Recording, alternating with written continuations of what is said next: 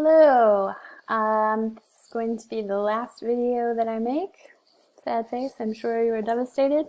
I wanted to go over the final portfolio and just kind of give you some guidance in that regard and some sense of what I'm looking for and how I grade it. So let's go ahead and just dive in. So my expectation is that you're going to ultimately be making significant revision on this major essay. So you've only really had one major essay this semester, and I have given a lot of notes on all of these essays. So I want to make sure that and we've also dedicated 3 weeks of class to workshop and trying to help each other. So I want to make sure that we are being thorough in our approach. Please note that there's a difference between just editing and revising. These are two different things. While I want you to make small edits or tweaks for clarity, add a comma, change a verb, things like that, your job is to take kind of our semester's reading, the conversations we've had about your essay, the conversations we've had in class, and I want you to see exactly how it will help you understand this creative work. So you are not just analyzing true crime as a genre, you're trying it out and you're seeing what it's like to write it. So I'm going to be basically looking to the feedback that you've gotten from your peers. And I would like for you to do the same. So look at the feedback you've gotten both from me and what you've gotten from your peers. And I'm going to ask that you think about what are the recurring things. So if everybody says there's confusion about this one issue, then that's probably something you should address. If there is something that's like a really small issue and like maybe you're not entirely in agreement with it, maybe it doesn't need to be addressed. But I am usually commenting on things that are a little bit larger or more global considerations, so make sure you're thinking about those too. So if there's consensus, for instance, that your character's motivations are confusing, my expectation is that you're going to address that in the revision. You are the author, you have the final say, you are steering the ship, but the purpose of the workshop was that we would ultimately learn about the craft of writing, and your peers would also help you, and I would help you to see your writing from an outsider's perspective. So portfolios of an A quality will demonstrate a faculty with language, knowledge of craft, significant revision, and attention to the comments from workshop. Please see the rubric for details. You'll note that the rubric is basically the same, but there is this extra line here for revision. So let's see. But the other thing too is that your final portfolio is going to be this revised document in terms of the creative essay. But rather than just turn that in and say, well, I hope this is improved, what I would like for you to do is be thinking about how you improve upon this piece and why you're making the choices that you're making. So with that being said, what you're going to do is you're going to also write for this final portfolio what I'm calling a statement of poetics, or an introduction or a critical introduction. So you're going to turn in that essay draft, and you're going to also turn in an introduction, which should be about 1,000 words. It should be 1,000 words. So the intention behind this portfolio is that you're going to figure out where you stand with true crime writing. And you're going to try and answer 2 particular questions, and then whatever else you want to include is free game. So the 2 main questions I expect that you're going to address are, number 1, what are the revisions that you're making? So what is the hope that you have for this piece of writing? What do you think the reader will get out of this piece of writing? So for instance, if someone says, gosh, I was really confused in this part, I don't understand like why, what happened to this person? Like, did they go to jail? What was the deal? You're like, okay, well, I decided to address that so that people understood the full narrative, and they understood the ending, and I wasn't leaving that out because it was causing too many questions and people were dissatisfied. So I wanted to give them that feeling of satisfaction of knowing what happened, cause and effect. And the second part I want you to address is I want you to think about 2 assignments or 2 readings from this semester. You can also include like the listening assignment of S-Town, or, we watched some documentaries, we watched part of Cold Blooded, and I want you to think about find 2 reading assignments that you feel like have helped inform or helped shape your approach to your hometown essay. So find 2, think about how the critical work that you were doing all semester has informed your creative work. So did Capote cross the line? Did you feel like he was making some bad calls? If so, where? Can you show me in the text where you feel like the line was crossed?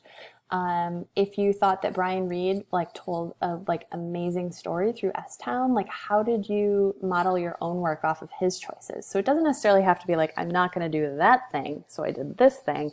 It can sometimes just be like, I was very admiring of the way that Sarah Vereen approached the Robert Durst topic and like made it personal somehow. So I tried to do that too. Or the way that, let's see, what else have we read? I'm blanking. Or, you know, the way that Alyssa Washuta used dialogue and like composite characters with good cop and bad cop. And that's what I was trying to do. So just kind of explain why you did what you did. If you feel like you've answered those questions and you've done them thoroughly, then here are some other topics that you could think about in this statement of poetics or critical introduction. So how have you negotiated some of the pitfalls and anxieties around true crime? Like, how do you write about stories that don't necessarily belong to you? Do stories belong to people? What's most challenging about this? What's your litmus test for whether or not a writer is able to write about a certain topic? What craft choices have you made? Let's see. What do you believe to be true about the author's responsibility when writing true crime? So your critical introduction or statement of poetics should be 1,000 words, and your final hometown essay should be 2,000 to 4,000 words.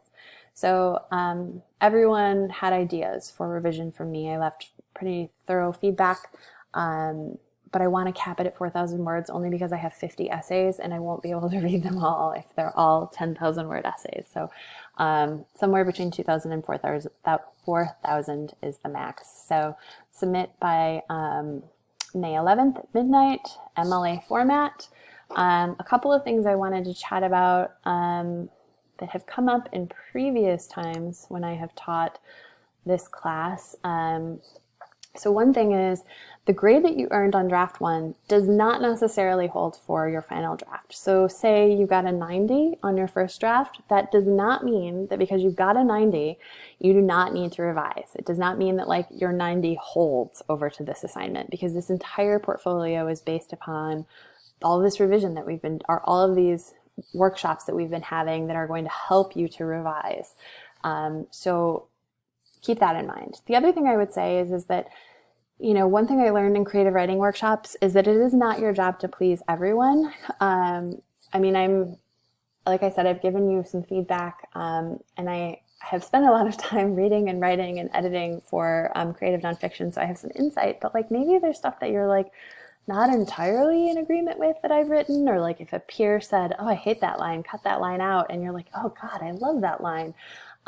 Then ultimately you can make the decision to go your own way. You're still the person who is in charge, but I'm going to expect that you're going to address why you haven't. You're going to have to give some kind of justification and saying like, you know, I just didn't, that wasn't the direction I was going in, or I thought that that might shift the tone, or that we'd be on a tangent, or, you know, that just felt like I was like opening a huge bomb, like I couldn't do that. So instead I did this other thing, right? So you're still addressing it. I expect you to address it in some way, but that ultimately your job is not to please everyone. So sometimes you're going to have people who are your readers and who are going to give great feedback and you're going to say, thank you so much.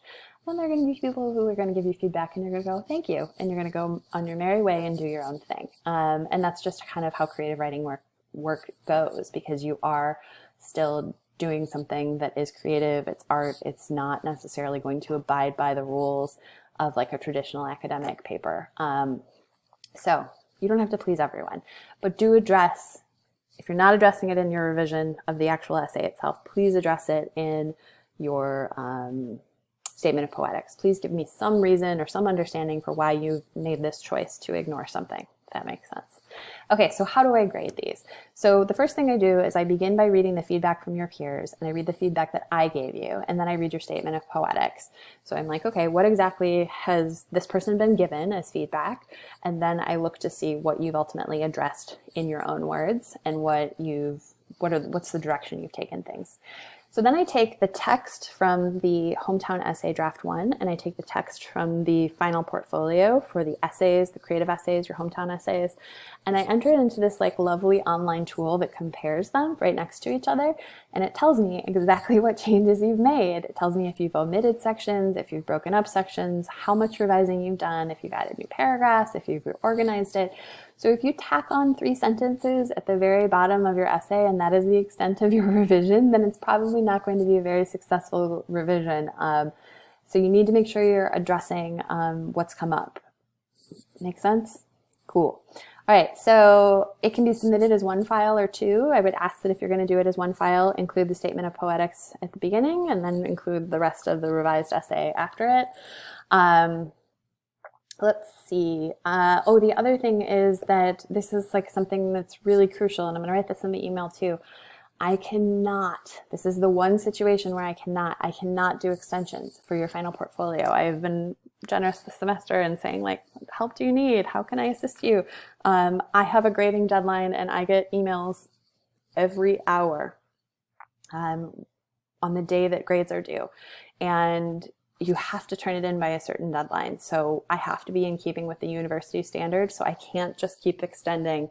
We have to wrap up on time. I have gone to the latest date that I possibly can, which is a week from today, Monday, May 11th. So please make sure you get it in before midnight. I could potentially do like a couple of hours if needed, but I don't, I'm going to need you to ask in advance, but it's not going to be much. I'm going to have like this much wiggle room. So please be thinking about this in advance and get it going soon so that you're not stuck on Monday and scrambling at 10 o'clock because I won't be able to help you at that point. But that's really about I have just like a tiny hair. So I would prefer that you get started and that you're aware that I don't have wiggle room at this point. So you need to meet your deadline.